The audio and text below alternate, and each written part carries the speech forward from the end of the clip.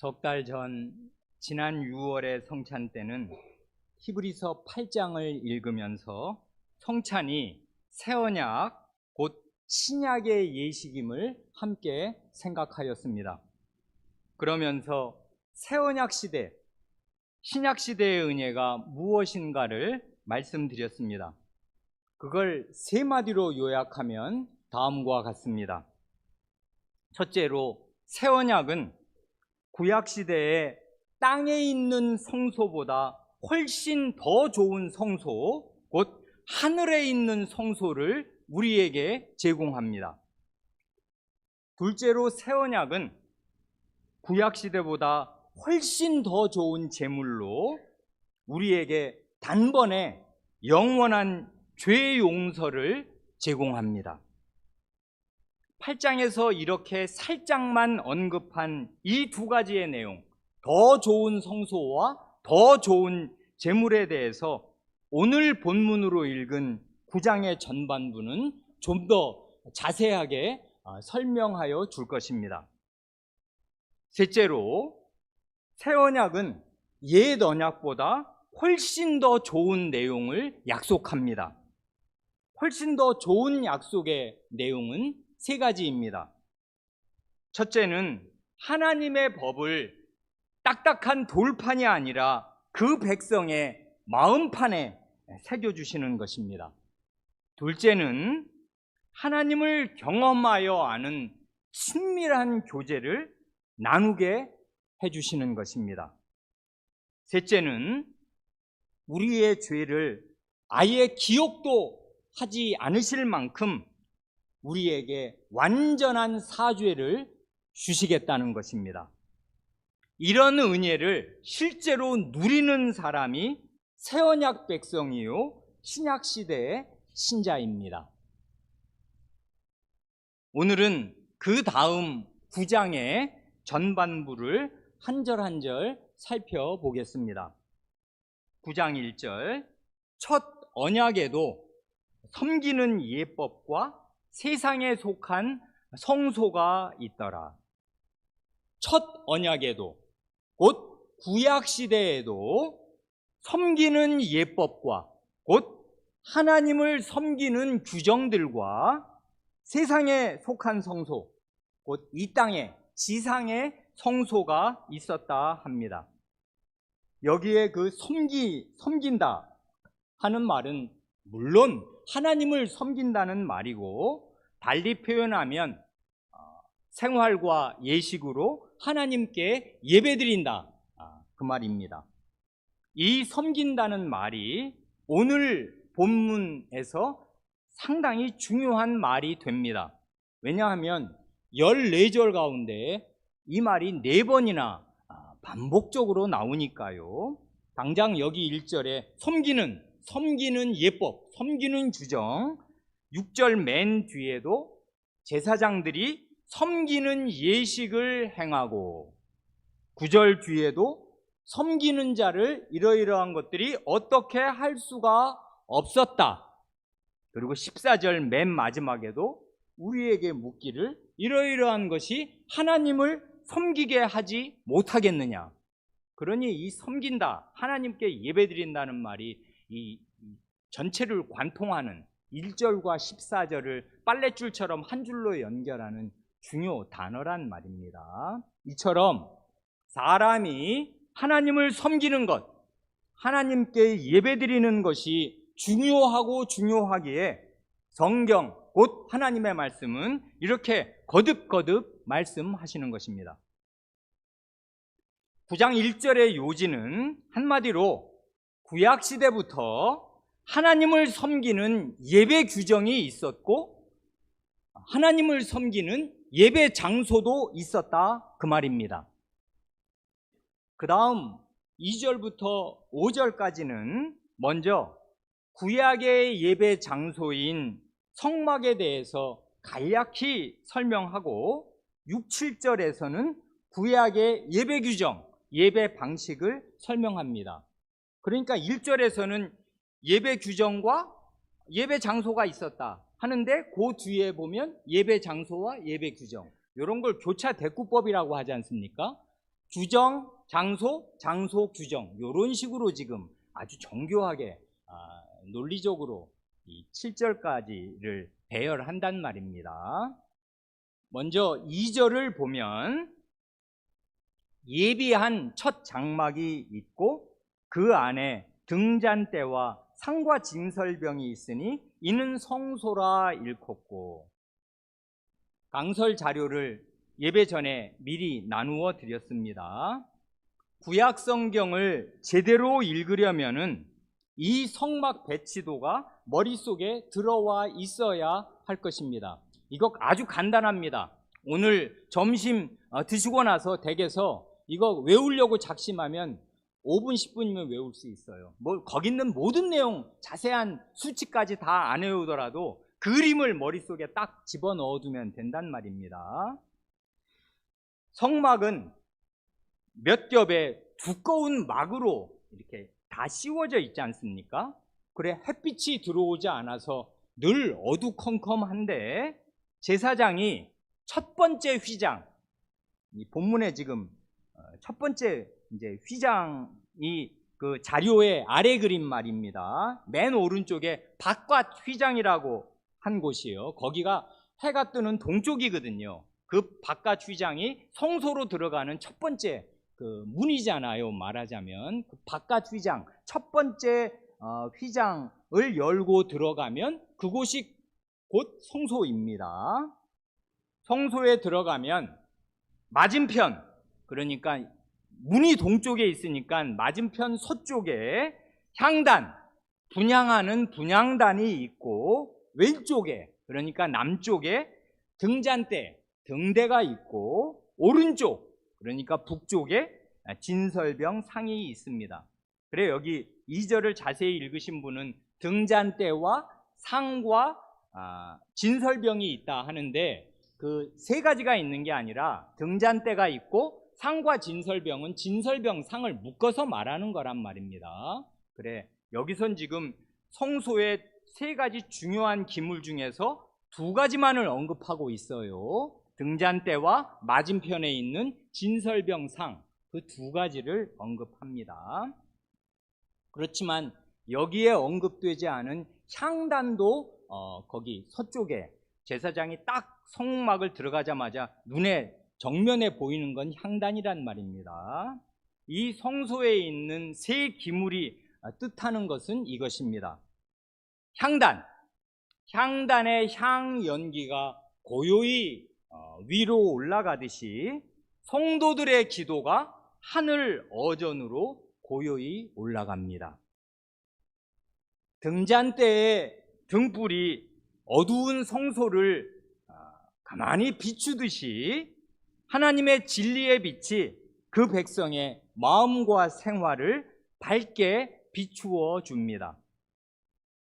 진설병 상에 이스라엘 12지파를 상징하는 12개의 빵을 안식일마다 새로 올립니다. 묵은 빵은 제사장들이 거룩한 곳에서 먹고요. 이 진설병과 진설병 상은 하나님께서 자기 백성의 생활을 다 책임져 주시고, 그래야 밀을 추수하고 빵이 주식이 생기는 거잖아요. 하나님께서 자기 백성의 생활을 다 책임져 주신다는 것을 나타내고 입증합니다. 동시에 그 백성은 자기 생활의 열매, 그건 감사의 열매요, 은혜의 열매인데 그 열매를 안식일마다 하나님께 새로 바치는 것을 뜻합니다. 여기 지금 향단이 빠져 있다는 거, 히브리서 저자의 설명에 그걸 유념하시면 그 다음 3절이 머릿속에 쏙 들어올 것입니다. 3절 이하를 쭉 보면 또 둘째 휘장 뒤에 있는 장막을 지성소라 일컫나니 금향로와 사면을 금으로 싼 언약궤가 있고 그 안에 만나를 담은 금 항아리와 아론의 쌍난 지팡이와 언약의 돌판들이 있고 그 위에 속죄소를 덮는 영광의 그릇들이 있으니 이것들에 관하여는 이제 낱낱이 말할 수 없노라. 둘째 휘장을 열고 안으로 들어가면 그곳이 지성소, 곧 지극히 거룩한 곳입니다. 지성소에 있는 가장 중요한 기물은 두말할 나위도 없이 언약궤입니다. 그런데 4절은 특이하게도 언약궤 앞에 먼저 금향로를 언급합니다. 향로가 지성소에 있었다 하는 것입니다. 이 향로는 향로로 번역할 수도 있고 향단으로 번역할 수도 있는 단어입니다. 그런데 이스라엘 사람이라면은 향단이 지성소가 아니라 성소에 있었다는 사실을 모르는 사람이 없습니다. 그런데도 히브리서의 저자는 향로가 지성소에 있었다고 말합니다. 그렇게 말하는 이유는 향단의 향, 곧 성도의 기도가 하나님께서 계시는 지성소로 들어간다는 사실, 지성소에 속해 있다는 사실을 아주 파격적인 방식으로 드러내는 것입니다. 성도 여러분의 기도는 하나님의 어전으로 직행한다고요. 그래 향단이 둘째 장막 바로 앞에 붙어 있어요. 그래 향단에서 향을 피우면 사실은 그 연기가 위로도 올라가지만 향 연기가 꽉 차면서 그 텐트 그 휘장 밑으로 그 지성소로 들어간단 말입니다. 결국 향의 연기는 위로 올라가서 하늘에 상달된다는 것을 시각적으로 표현하지만 후각적으로는 다 지성소에 향 연기가 퍼진단 말입니다. 향 연기는 성도의 기도를 뜻하는 거 아니에요. 다음으로 지성소 안에 있는 언약궤, 그리고 그 언약궤 안에 들어있는 기물들이 뜻하는 것은 이것입니다. 먼저 언약궤 안에는 만나를 담은 금 항아리가 있습니다. 이 만나 항아리는 그 백성이 40년간 광야, 사막에 있을 때에도 하나님께서 친히 자기 백성의 일용할 양식을 날마다 책임져 주신 사실을 증명합니다. 이처럼 자기 백성을 돌보시는 하나님의 생활 보장은 성소의 진설병 상뿐 아니라 지성소 안에 있는 언약궤의 만나 항아리로 이중으로 입증되고 보장됩니다.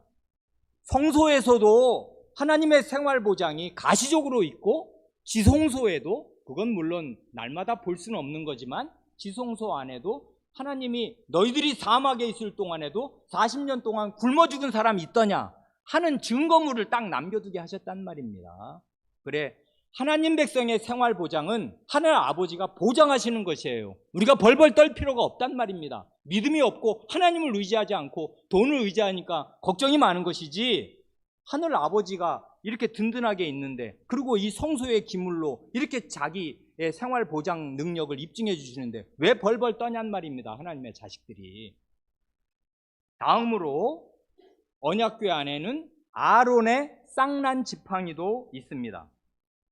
예전에 하나님께서 이스라엘 12지파 각 족장의 지팡이를 언약궤 안에 두게 하셨습니다. 그 12족장의 지팡이를 대표로 12개를 놓으니까 지팡이가 12개가 언약궤 앞에 짜르르 이제 그 진열되어 있었지 않습니까? 다음 날 보니 그 중에서 레위지파의 족장 아론의 지팡이에만 놀랍게도 싹이 나고 꽃이 피고 살구 열매까지 맺었습니다. 구약성경 부지런히 읽으셔야 합니다. 평소에 민수기 17장에 이 내용이 드러나 있습니다. 아론의 이 쌍난 지팡이를 언약궤 안에 두라 하신 뜻은 이것입니다. 이 대제사장 아론과 레위 지파가 하나님께서 친히 택하신 직분자들임을 증명합니다. 또한 하나님께서 친히 세우신 직분자의 권위를 무시하는 반역자들은 멸망하고 말 것을 지성소의 위험을 걸고 엄숙하게 경고합니다. 그래서 하나님께서 그 아론의 지팡이는 언약궤 안에 두어라 하고 명하신 것이란 말입니다. 물론 언약궤 자체는 언약의 두 돌판이 들어있기에 언약궤입니다. 그건 하나님이 자신을 증거하는 말씀이기에 증거궤라고도 하지 않습니까? 그게 제일 중요해요. 하나님께서 친히 손으로 거기다가 그 돌에다가 10마디 말씀을 새겨 넣으신 그 돌이 모세가 받아가지고 오고 깨뜨리고 난 다음에 다시 쓰신 그 돌판이 그 언약의 말씀 아니에요. 그 하나님께서 친수로 새겨주신 십계명의 10마디 말씀이 그 안에 돌판에 들어 있습니다. 이 말씀이 하나님의 백성의 삶의 표준이요 준칙입니다. 전심으로 하나님을 사랑하고 이웃을 자기 자신처럼 사랑하라 하시는 두 계명으로 요약되는 바로 그 말씀이겠습니다. 이 언약궤의 뚜껑의 윗부분을 가리키는 아주 중요한 말이 속죄소, 죄를 용서해 주시는 곳, 또는 시은좌, 베풀시 은혜은 좌석할 때 좌자, 은혜를 베푸시는 자리입니다. 그곳이 바로 하나님의 영광의 보좌입니다. 그러니까 영광의 하나님은 거기에서 그룹이라는 특별한 천사들을 거느리고 계십니다. 그래 이 지성소의 모습을 머릿속으로 이렇게 그려보면 말입니다. 그 언약궤 안에 지금 언약의 두 돌판이 들어있고 그 뚜껑이 있고 그 나무를 금으로 감싸서 금인데 그 위에 그룹이 이렇게 새겨져 있고 그 위에 공간, 그 뚜껑, 언약궤 뚜껑 위에 있는 그 공간이 하나님의 발등상이요 언약의 보좌하고 거기가 죄를 용서받는 곳이요 하나님께 은혜를 받는 멀시 시트, 자비를 베푸는 자리란 말입니다. 그러니까 이 모습을 가만히 한번 생각해 보세요. 속죄소 그 아래에 있는 10마디 말씀에 비추어 볼 때 모든 사람은 꼼짝없이 죄인으로 드러납니다. 그게 언약의 말씀이어서 하나님의 백성의 삶의 표준이지만 하나님 백성의 삶과 마음은 언제든지 그 말씀에 미치지 못해요. 그래 사실은 그게 우리를 정죄하는 우리의 생활의 지침도 되지만 우리를 정죄하는 법전이 된단 말입니다. 거기에 안 걸리는 사람이 없잖아요. 조목조목. 그러니까 그 언약의 돌판 앞에서 우리는 너나 없이 죄인으로 드러납니다. 그런데 고바로 위가 속죄소란 말입니다. 하나님께서는 그 죄인의 죄를 용서하시는 데에서 자신의 영광을 찬란하게 나타내십니다. 그래서 거기가 영광의 보좌예요. 영광의 그룹들이란 그룹이 영광스럽다는 게 아니라 이런 그룹들을 거느리고 계신 하나님의 영광의 보좌다. 그래서 영광의 그룹들이 거기 있다. 이렇게 말하는 거지 않습니까? 이렇게 성소를 아주 간략하게 군설명이 없이 딱딱딱 있는 기물들을 몇 가지 얘기하고 나서 이제 구약의 예배 장소인 성소와 지성소에 대해서 아주 간략히 설명한 뒤에 그 다음 6절, 7절에서는 구약의 예배 방식, 예배 규정을 설명합니다. 이렇게 구약시대를 줄줄이 7절을 이야기하는 목적은 구약시대에 비해 우리 신약시대의 은혜가 얼마나 크고 확실한가를 깨우쳐주기 위한 사전 포석이지 않습니까?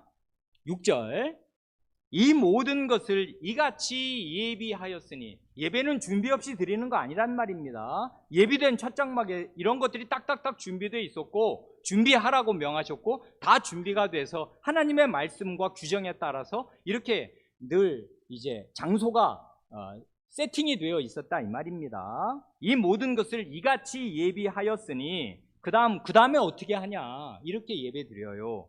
제사장들이 항상 첫 장막, 성소죠, 첫 장막에 들어가 섬기는 예식을 행하고 예배 드리고, 이 말인데, 제사장들은 순번을 따라서 매일 아침 저녁으로 성소에 들어가서 세 가지 기물을 이제 말하자면 다 돌보는 셈인데, 먼저 등잔 때 등불이 꺼지지 않게 하고, 그러니까 거기 심지 같은 게 문제가 있으면 잘 돋궈주거나 기름이 떨어지지 않도록 순수한 기름을 거기다가 잘 채워 보충해서 1년 365일 등잔대의 등불이 꺼지지 않게 관리하고, 그 다음에 향단에서 향을 사릅니다. 다 아시는 대로 제사장이 정한 시간에 아침과 저녁에, 아마 9시와 3시 그 어간이었을 것인데, 아침 저녁으로 그 성막에 들어가서 분향하는 시간에 성도들은 그 성막 밖에서 기도해요. 그래 사실은 성막 밖에서 드리는 백성의 기도와 제사장이 그 향단에서 분향하는 그 향 연기가 하늘로 올라간단 말입니다. 성도의 기도가 하늘로 올라가요. 그리고 그 안식일마다, 그러니까 이건 일주일마다 진설병 상에 묵은 빵을 이제 내오고, 새빵, 새로 구운 빵, 이스라엘 12지파를 상징하는 빵을 거기다가 진열해 놓았습니다. 그러나 제사장은 여기 성소까지만 들어갈 수 있었습니다. 그것이 구약의 예배 규정입니다. 그 다음 7절, 오직 둘째 장막은, 지성소는 대제사장이 홀로 1년에 한 번 들어가되 자기와 백성의 허물을 위하여 드리는 피 없이는 아니하나니.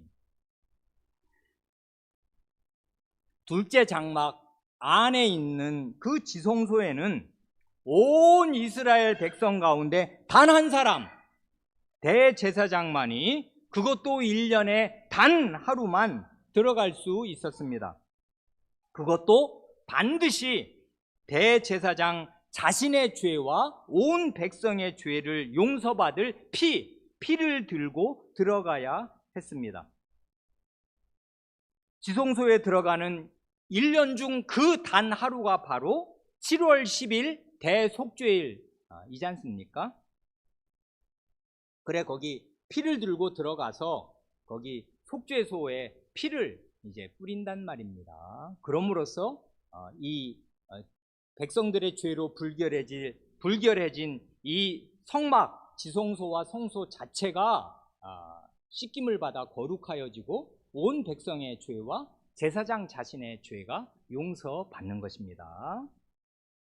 이 7절에 언급되지는 않았지만 그 앞에 4절에 살짝 암시된 사실이 하나 있습니다.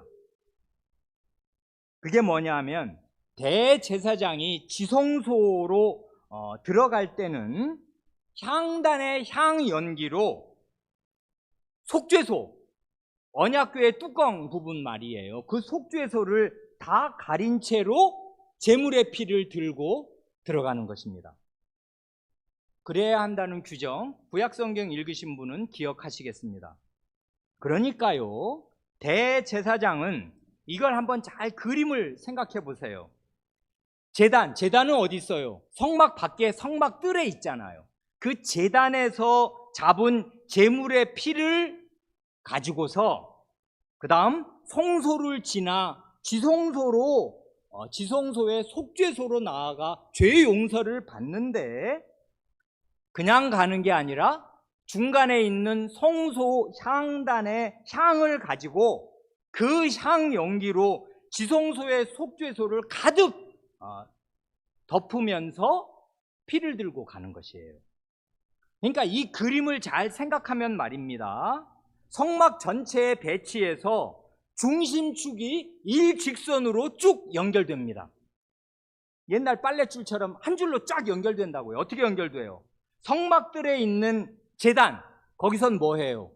우리의 죄를 대신해서 죽은 제물을 잡고 불에 태우기도 하고 그 피를 받아내는 그 제단, 그리고 향단, 성도의 기도가 일직선으로 이어지면서 다시 일직선으로 지성소의 속죄소를 향하는 것입니다. 다시 말해서 하나님의 어전인 속죄소로 나아갈 때에는 죄를 용서받을 제물의 피와 우리의 죄를 용서하여 주소서, 죄 용서를 비는 기도가 필수적이었던 것이에요. 그러니까 제물의 피, 그 다음에 죄 용서를 구하는 기도, 요 두 가지를 안고서 속죄소로 나아가 죄 용서를 받는단 말입니다. 그래 아시는 대로 제단, 우리 예전에 성경 공부 시간에 누누이 설명한 것입니다. 제단의 축소 모형이 향단이에요. 그건 모양도 똑같고 크기가 작을 뿐이고 모양이 똑같아요. 둘 다 제단의 불로 향불을 태우기도 하고, 그 제단에도 그 짐승의 뿔처럼 네 귀퉁이에 뿔이 있듯이 향단에도 네 귀퉁이에 뿔이 있어서 제단과 향단은 사실은 같은 것입니다. 하나님 앞에 소원을 비는 거예요. 우리의 죄 용서 없이는 하나님 앞에 나아가지 못하고 우리는 영원히 멸망합니다. 우리의 죄를 용서하여 줍소서 하는 게 제단에서도 제물을 대신 잡는 행위로, 기도로 나타나고, 향단에서는 더 직접적인 기도로 나타나서 이 두 가지가 함께 이 속죄소로 일직선으로 향하게 되어 있단 말입니다.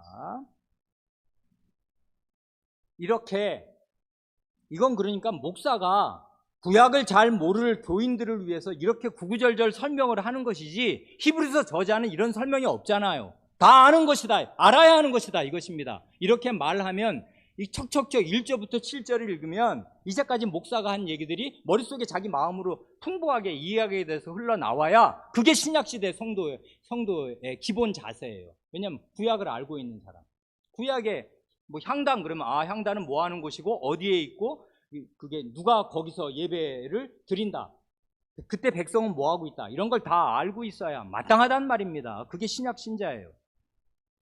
이렇게 7절까지 해서 구약 시대의 예배를 설명한 히브리서의 저자는 이런 구약 예배의 한계를 이렇게 잘라 말합니다. 8절, 성신이 이로써 보이신 것은 첫 장막이 서 있을 동안에는 성소에 들어가는 길이 아직 나타나지 아니한 것이라.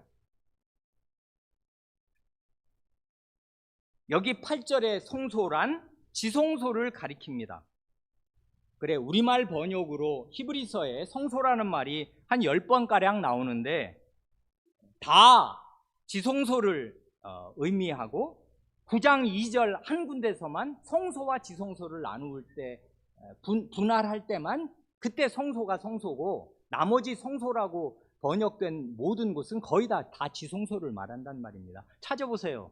히브리서에서 성소라는 말이 나오는 곳 다 지성소를 말한단 말입니다. 핵심은 이것입니다. 구약의 성막이 있을 동안에는 성신이 뭘 가리켜 보이시는가 하면 지성소로 들어갈 수 있는 길이 사실상 차단되어 있었다, 그것입니다. 못 들어가요, 지성소에. 왜요? 정말 그렇잖아요. 아니 1년 중에 365일 중에 364일은 굳게 닫혀 있었고 아무도 못 들어가요. 그러니 1년 365일 중에 364일이 닫혀 있으면 그게 다 닫혀 있는 거랑 뭐가 같습니까? 입장이 허용되는 그 단 하루도 단 한 사람에게만 입장이 허용돼요.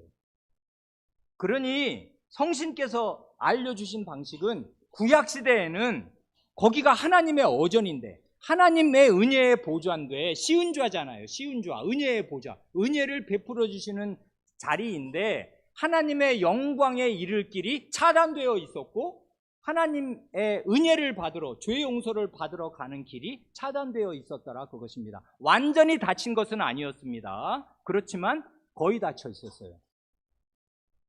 이 사실이 뜻하는 중요한 점이 뭐냐 하면 그 다음 말인데, 구약시대에는 그렇기에 하나님의 백성이 떳떳한 양심, 온전한 양심을 가질 수 없었다 하는 것입니다.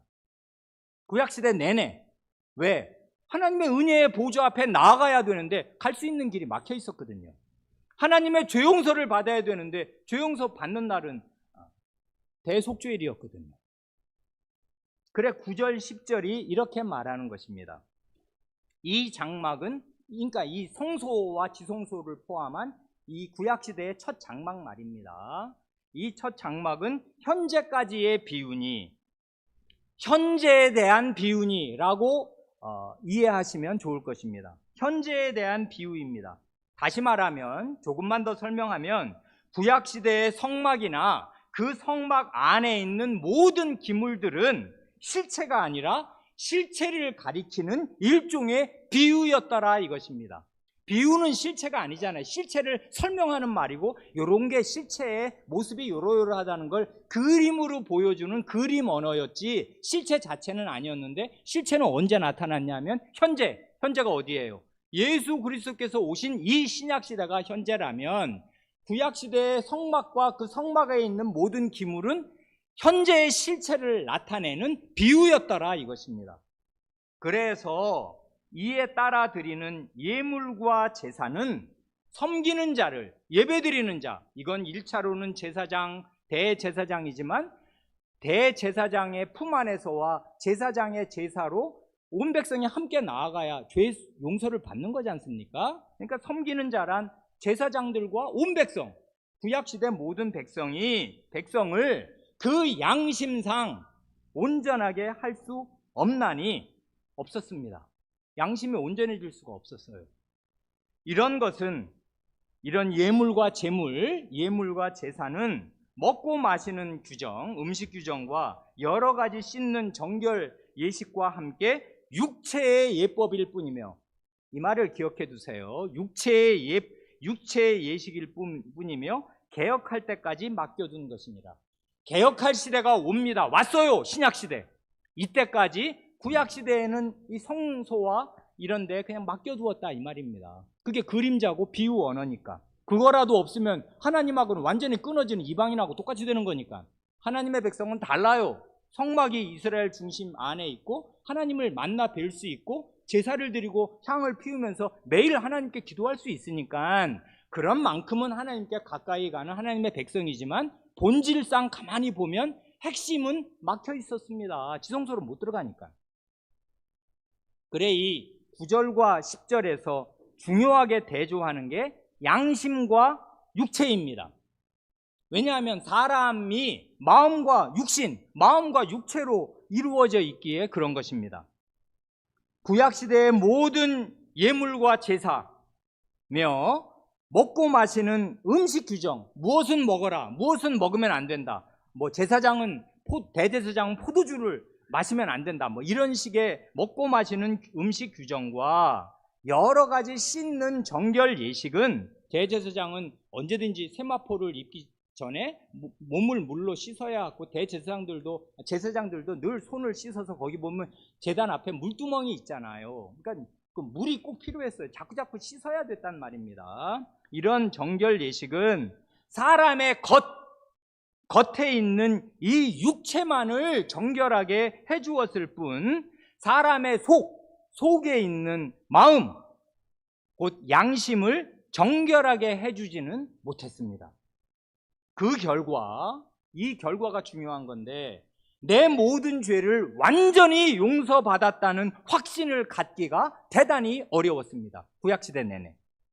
따라서 마음에 진정한 평안이 없었습니다. 죄를 완전히 용서받아야 하나님이 나를 받으시고 나를 이뻐하시는구나 하고 하나님과의 교제를 영혼으로 느낄 수 있는데, 죄 용서의 확신이 부족할 수밖에 없으니 하나님과 나누는 교제도 부족할 수밖에 없어요. 왜 부족했는가? 왜냐하면 사람인 내가 죄를 지었는데, 내 죄값을 치르는 제물은 사람만 훨씬 못한 짐승이었기 때문입니다. 양이 100마리가 죽으면 한 사람 죽는 거만 값을 합니까? 못하지요. 이스라엘의 모든 양을 다 잡아들인들 내 죄값을 어떻게 청산하냔 말입니다. 짐승 제물의 피로는 내 죄값이 정당하게 치러졌다는 온전한 확신을 가질 수가 없었습니다. 또한 아무리 음식을 가려 먹고 온몸을 물로 씻고 또 씻어도 먹는 것과 씻는 것으로는 내 안에 있는 양심이 깨끗해질 수가 없었습니다. 이제 드디어 그리스도께서 하신 일이 나옵니다. 그리스도께서 하신 일은 구약시대의 모든 한계를 완전히 극복하는 것이었습니다. 11, 12절. 그리스도께서는 장래 좋은 일에 대제사장으로 오사 손으로 짓지 아니한 것, 곧 이 창조에 속하지 아니한 더 크고 온전한 장막으로 말미암아 염소와 송아지의 피로 하지 아니하고 오직 자기의 피로 영원한 속죄를 이루사 단번에 성소에 들어가셨느니라. 아멘. 여기 장래 좋은 일이라 하면 이 장래는 두 가지 뜻으로 이해해도 좋을 것입니다. 구약시대에는 이게 늘 장래, 미래였잖아요. 그리스도가 언제 오셔야, 완전한 대제사장이 언제 오셔야 하니까 이건 장래였습니다. 그리고 오늘 우리에게는 이게 과거기도 하지만 그리스도께서 다시 오실 그날에 하늘의 완전한 성전이 우리 앞에 펼쳐지게 될 때로 생각하면 우리에게도 장래 좋은 일은 아직은 남아 있습니다. 물론 구약시대에 비해서는 우리는 실체를 경험하는 놀라운 시대에 살기에 아주 좋지만 우리에게도 남아있는 장래는 있어요. 언제나 좋은 것은 미래에 남았으리. 장래에 좋은 일이 우리에게도 남아 있습니다. 그래, 이 장래 좋은 일, 두 가지 의미에서 구약의 모든 것을 성취하시는 실체로서, 그리고 정말 완전히 실현하실 그 마지막 날 좋은 일에 대제사장으로 오셨습니다. 왔어요, 그리스도께서. 그래, 이 11, 12절은 그리스도께서 우리의 대제사장으로 계시는 이 신약시대는 구약시대와 무엇이 어떻게 달라졌는가를 세 가지로 말합니다. 성막이 달라졌고, 제물이 달라졌고, 그 결과 제사의 효과가 완전히 달라졌어요. 첫째로 성막이 달라졌습니다. 구약의 성막은 땅에 있는 것, 사람의 손으로 만든 것이었습니다. 그것은 1절의 말씀처럼 세상에 속한 것이고 11절의 말씀처럼 이 창조 세계에 속한 것입니다. 그렇기에 유한하고 세월이 흐를수록 낡아져 갑니다. 텐트는 500년 쓰는 텐트는 없잖아요. 쓰면 낡아요. 그리고 돌로 성전을 아무리 번쩍 지어놔도 전쟁이 나면 다 부서져요. 그리고 세월이 가면 이게 이제 점점점 약해진단 말입니다. 그러나 신약의 성전은 하늘에 있고 하나님께서 친히 지으신 것입니다. 사람의 손으로 지은 게 아니라 하나님께서 직접 지으신 거예요. 그렇기에 하늘의 성전은 완전하고 영원합니다. 그 성전이 어딜 것 같으신데요? 하나님의 보좌 오른편이라는 말입니다. 속죄소가 하나님의 보좌인데 그 땅에 있는 지성소의 속죄소는 하늘의 모형이니까 진짜 하늘에 하나님의 어전, 하나님의 그 보좌, 거기가 속죄소잖아요. 그 하늘의 우편에 그리스도께서 우리의 대표가 돼서 거기 앉아 계시잖아요. 그러니까 거기가 지성소란 말입니다. 사실은 우리가 장차 들어갈 곳. 그리고 마음과 영혼으로 참된 믿음으로 지금도 이미 그리스도 안에서 들어가 있는 그곳, 하늘의 지성소, 하늘의 성전이란 말입니다. 11절의 표현대로 하면 이 신약의 성막, 신약의 성전은 구약의 성막에 비할 수 없이 훨씬 더 크고 온전한 장막입니다. 당연하죠.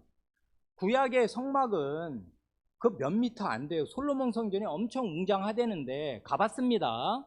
예루살렘에 거기 있을 거 몇 명 모여요. 몇만 명 모이면은 뒤에 있는 사람은 앞에 성막 그 성전 보이지도 않아요. 그렇단 말입니다. 그러니까 거기 전 세계 하나님 백성이 다 모일 수가 있어요? 안 돼요, 그게. 그런데 하늘 성전, 하나님의 하늘에 있는 지성소는 모든 백성이 그리스도 안에서 다 이미 들어가 있을 뿐 아니라 장래 그리스도께서 다시 오시는 그날에 우리는 다 그 지성소에 있게 될 것이에요. 영원히. 그러니 훨씬 더 크고 훨씬 더 온전하단 말입니다. 첫째로 이렇게 성막이 구약 때와는 차원이 달라졌고 땅과 하늘의 차이, 이게 바로 천지 차이잖아요. 땅에 있는 성전이 아니라 하늘에 있는 성전이 주어졌다. 둘째로 제물이 달라졌습니다. 구약시대 대속죄일의 제물은 염소와 송아지의 피였습니다. 이건 물론 짐승의 피지 않습니까? 염소는 온 백성의 죄를 위해서 잡아야 했고, 송아지는 대제사장 자신의 죄를 위해서 잡아야 하였습니다. 그러나 신약시대에는 영원하신 하나님의 아드님께서 사람이 되셔서 자신의 흠없는 몸과 피를 하나님께 제물로 바치셨습니다. 그렇기에 마지막 셋째로 제사의 효과가 완전히 달라졌습니다. 구약의 제사는 성신께서 가르쳐 주신 대로 그 효과가 일시적이었기에 날마다 제물을 잡아야 했고 해마다 대속죄일에 같은 제사를 드려야만 하였습니다. 매일 제사를 드려야 했다는 것과 매년 같은 제사를 드려야 했다는 것은 그때 드린 제사가 일시적이고 효과가 2년도 되지 않는다는 뜻이잖아요. 그러니까 매일 드려야 돼. 또 매년 드려야 돼. 이래야 됐단 말입니다. 그건 드리라니까 드린 것이고 드릴 때 그만큼 하나님과 교제할 수 있는 길이 열린 것도 사실이어서 그게 다 쓸데없으면 하나님이 왜 그렇게 규정을 엄격하게 하셨겠습니까? 쓸데가 있어요. 하지만 쬐끔 쓸데가 있단 말입니다. 한시적으로 유한하게 그날 혹은 그 해 이 정도란 말입니다. 그러나 하나님의 아드님께서 흠없는 자신의 몸과 피를 제물로 드리신 신약의 제사는 완전 무결한 제사였기에 단 한 번의 제사로 영원한 속죄를 이룹니다. 그래, 여기에서 잊으면 진짜 안 되는 말이 영원한 속죄와 단번에 성소에 들어가셨다. 영원한 단번에, 한 번으로 영원히, 그것입니다. 그리스도의 그 제사의 효과는 한 번으로 영원히입니다. 그래, 달라진 점을 세 가지로 말씀드렸습니다만은 이 세 가지를 단 한마디로 요약하면 뭐가 달라졌기 때문에 그런 거예요? 한 분 대제사장이 달라졌기 때문에 그런 것이에요.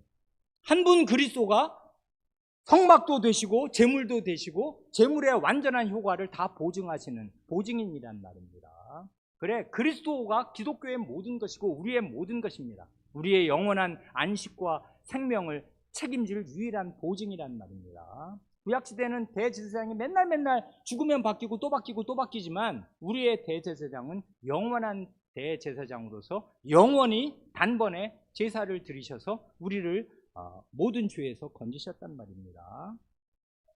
이제 결론에 도달하였습니다. 이런 거룩한 논리를 바탕으로 이제 히브리서의 저자는 신약 신자의 양심에 중요한 질문을 던집니다. 하나님께서 이 히브리서 저자를 통해 이렇게 질문하시니 성도 여러분도 각자 이 질문에 대답해 보시기 바랍니다. 지금이요.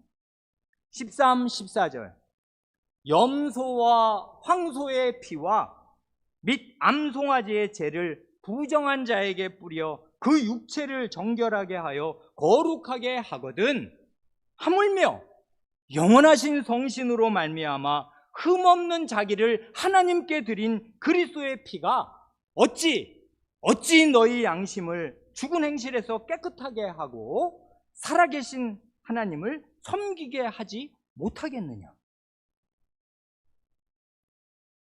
대답하셨습니까? 여기에서도 바로 앞 9절 10절에 나왔던 육체와 양심의 대조가 계속됩니다. 논리는 이것이지 않습니까? 구약의 제물인 짐승의 피가 죄와 죽음으로 부정해진 더럽혀진 사람의 육체에 몸을 정결하게 해주어서 거룩하신 하나님께 나아갈 수 있게 해주었습니다. 그렇기에 제사장은 물로 몸을 씻고 거룩한 세마포 옷을 입고 성소에 나아갈 수 있었고 대제사장은 지성소에 나아갈 수 있었지 않습니까? 이런 육체의 겉이라도 깨끗하게 하는 규정대로 하지 않으면 죽어요, 그 사람. 그리고 암송아지의 죄는 왜 나온 거 아시지요? 민수기 19장입니까? 그 시체를 만져서 그게 짐승의 시체든 사람의 장례를 치느라 시신에 접촉한 것이든 하나님은 영생이시기에 죽음과 상극이어서 죽음과 접촉되면 그 상태로는 성전에 나오면 안 되고 나오면 죽습니다. 근데 죽음에 접촉된 이 많은 부정을 전쟁 시에는 10만 명이 한꺼번에 겪을 수도 있거든요. 전쟁에 나가면 시체를 이게 상대하는 건 그게 상사니까, 병가지 상사니까. 그러니까 왜 동료가 죽으면 시체를 갖고 와야 될 거 아니에요. 그러면 그냥 온 백성이 남자 병사 장정들이 다 시신에 오염된 부정을 당하니까 언제 제사를 다 드리냔 말입니다. 그래서 암송아지의 잿물로 그 잿물을 뿌려서 죽음의 부정으로부터 이제 깨끗하게 했기 때문에 성전에 나올 수 있었지 않습니까? 그런 면에서 육체의 정결이 효과가 없는 게 아니었어요. 그래, 구약의 이런 예식으로 말미암은 염소와 황소의 피나 암송아지의 제가 부정한 자에게 육체의 정결을 가져다 주어서 거룩하게 해서 하나님, 거룩하신 하나님 앞에 나아갈 수 있게 해주었다면은 논리는 이거지 않습니까? 흠없는 그리스도의 피가 죄인의 양심을, 죄인의 마음을, 우리의 모든 마음을 깨끗하게 해서 하나님을 섬기게 할 수 없겠는가? 그건 자기 양심이 깨끗한 게 아니고 그리스도의 보혈의 능력을 안 믿는 것일 뿐이에요. 여기서 마음이 캥기고 여전히 죄사함의 확신이 없는 사람은 자기를 의지하기 때문에 죄사함의 확신이 없는 것뿐입니다. 하나님의 말씀을 믿지 않으면 양심의 평안은 없는 것이에요. 하나님이 이걸 보장하시는데 하나님보다 내 양심이 더 깨끗해. 그래서 나는 내가 용서가 안 돼. 이런 사람은 지옥에 갈 수밖에 없어요. 하나님을 안 믿으니까. 하나님의 보혈에, 하나님의 마련, 그리스도의 보혈의 능력을 믿어야 해요. 하나님도 이거를 용납하셔서 너의 죄는 다 용서되었다 하시는데 내가 나를 용서 못한다? 그 사람은 용서 못 받습니다. 하나님 말씀 믿어야 해요. 그리스도의 피의 공로를 믿어야 한단 말입니다. 여기 14절 말씀에서 주목할 만한 표현이 두 가지 있습니다. 하나는 삼위일체적인 표현입니다. 영원하신 성신, 하나님, 그리스도의 피. 이처럼 우리의 죄 문제를 해결하는 일에 성삼위 하나님께서 말하자면 발벗고 나서셨습니다. 아니, 발벗고 나서신 정도가 아닙니다. 성부 하나님은 그 일을 위해서 아드님을 희생시키셨고 하나님의 아드님은 그 일을 위해서 무슨 일이요? 우리의 죄를 완전히 없애시려고 그 일을 위해 자기 목숨을 바치셨습니다. 그러니 이런 하나님의 아드님 희생과 아드님의 자기 목숨 희생이 내 죄를 영원히 완전히 해결할 수 있겠습니까? 없겠습니까? 이걸 안 믿으면 그리스도인이 아니라고요. 그러면 그 사람에게는 영원히 양심의 평안은 없는 것이에요. 이걸 믿으면 양심의 평안을 얻게 될 것입니다. 이건 나를 믿는 게 아니라 그리스도를 믿는 것이고 하나님의 은혜를 믿는 것이에요. 믿음은 바로 그것입니다. 다른 하나는 이 삼위일체적인 진술도 놀라운 것입니다. 우리의 죄를 해결하는 일에 삼위일체가 하나가 되어 발벗고 나서셨다. 그러니 내 죄는 용서된다. 다른 하나는 죽은 행실과 살아계신 하나님의 대조입니다. 그게 여기 살아있잖아요. 죽는 것과 사는 것. 그리스도의 피로 자신의 모든 죄를 씻지 않은 사람은 그가 누구든 영혼과 양심이 죽어있는 사람이고 그렇기에 그 사람이 하는 모든 행실이 다 죽은 행실입니다. 시체에서 나오는 행실은 다 시체의 행실일 뿐이니까. 이걸 더 근본적으로 표현할 수도 있습니다. 살아계신 하나님을 섬기지 않는 모든 행위가 사실은 다 죽은 행실입니다. 시체에서 나오는 행실이라고요. 그리스도께서 우리를 위해 피 흘리시고 자기 목숨을 주신 이유와 목적은 우리로 하여금 지금부터 영원토록 살아계신 하나님을 섬기게 하기 위함입니다. 한마디로 예배와 생활에서 살아계신 하나님을 섬기는 사람, 그 사람이 살아있는 사람이고 영원히 살 영생을 가진 사람입니다. 그리스도의 피는 이런 진실한 신자들을 만들어 내고야 맙니다. 그리스도의 피니까 그래요.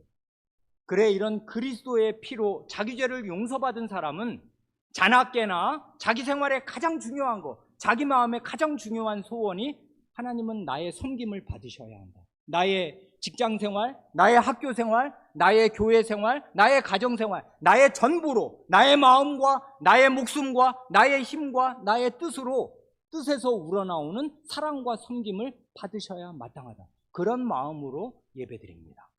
이러는 신자가 그리스도의 피가 목적하는 그 신자이고, 그리스도의 피가 창조하실 새 언약 백성입니다.